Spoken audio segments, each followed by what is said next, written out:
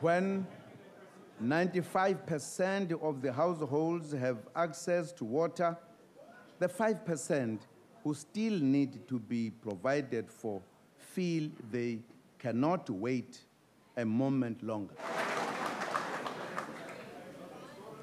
Success is also the breeding ground of rising expectations.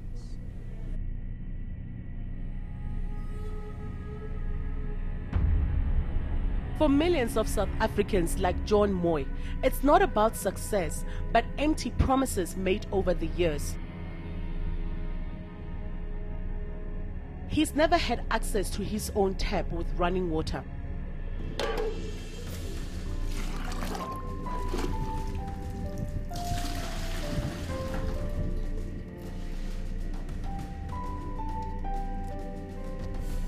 I've got no water. You see, now I'm taking this. You see, that's what I'm using. I'm taking this water. This water, I'm going to eat this water. I'm going to use this water now. This is the rainwater. The rainwater, it's coming from here. You see, it's the rainwater that I'm going to use.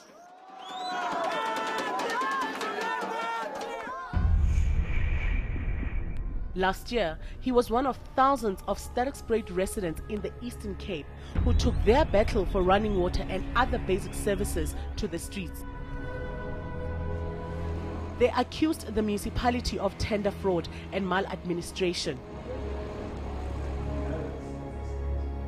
Just last month, the Hawks arrested senior officials, including the municipal manager and the chief financial officer in the Singhu municipality, on charges of tender irregularities. Over the past 5 years, a number of municipal officials have been arrested countrywide for crimes ranging from financial mismanagement to tender fraud. Last year, in his municipal audit report, Auditor General Terence Nombembe painted a grim picture. Out of 338 possible audits, including municipal entities, only 317 were completed. 73% of audited institutions have vacant key positions, and almost a third of those audited could not provide evidence that procurement processes had complied with legislation. Almost 120 million rand worth of contracts were awarded to employees and councillors in municipalities and municipal entities. Nearly 10 billion rand of unauthorized expenditure was incurred by 181 municipalities, while 9.82 billion rand of irregular expenditure was incurred in 266 cases. 202 entities incurred 568 million in fruitless and wasteful expenditure.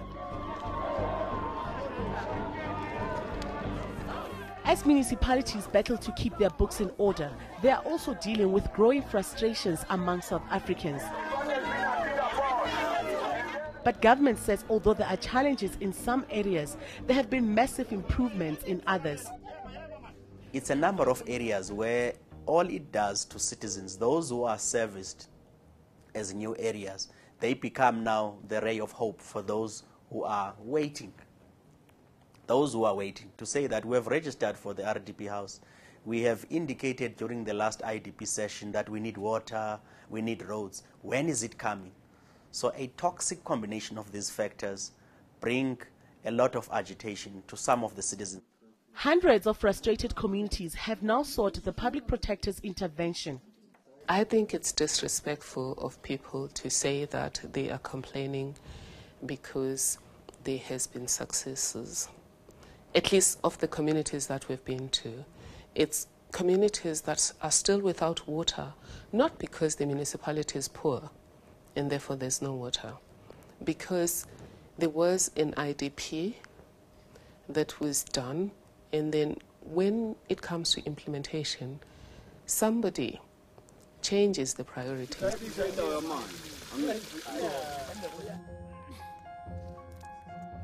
Whichever way the debate goes, in towns like Emelo in Mpumalanga, residents are angry.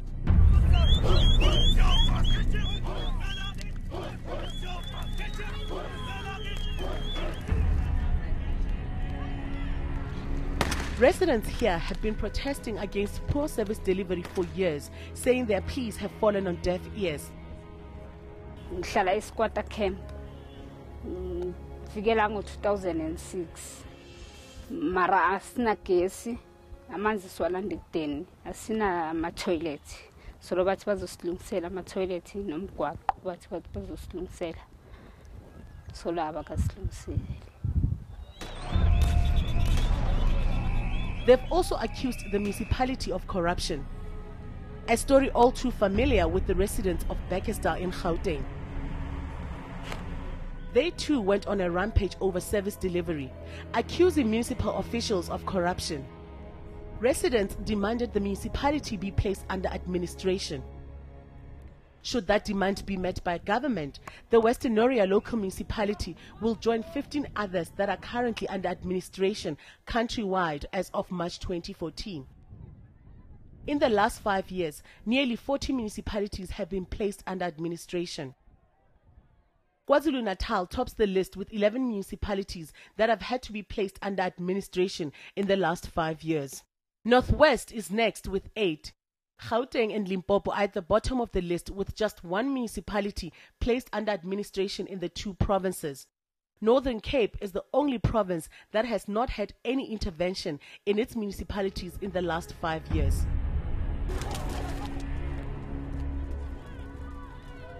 Government intervention has uncovered a lack of skills and political interference in some instances. Like in the Northwest, which has been battling poor service delivery in some of its municipalities. Issues were relating to issues regarding capacity at the level of the municipality, at the administration level. And financial problems were as a result of you got your people who have been employed does not have necessary qualifications and so forth. At the level of technical skills were not there. So those were some of the things, and they were also infighting from the level of the political. So there was no working relations amongst both.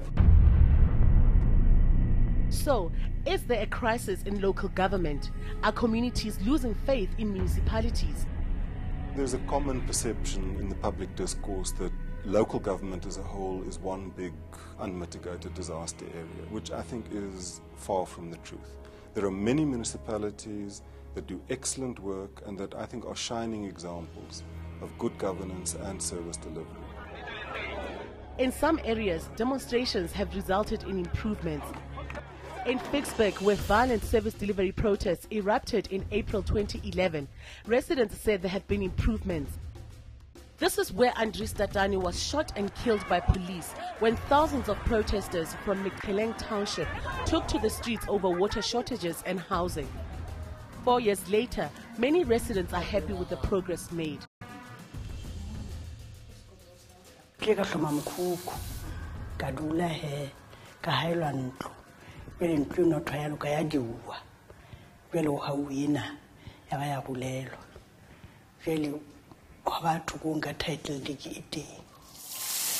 72-year-old now has a house with running water.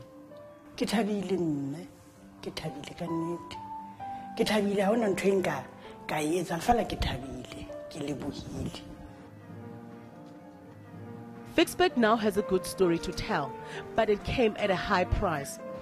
With elections looming, citizens in Bekkersdal, Mutuklong, Khayelitsha, and many other townships around the country have the power to speak through their votes on May 7th. You deserve to know more. eNCA.com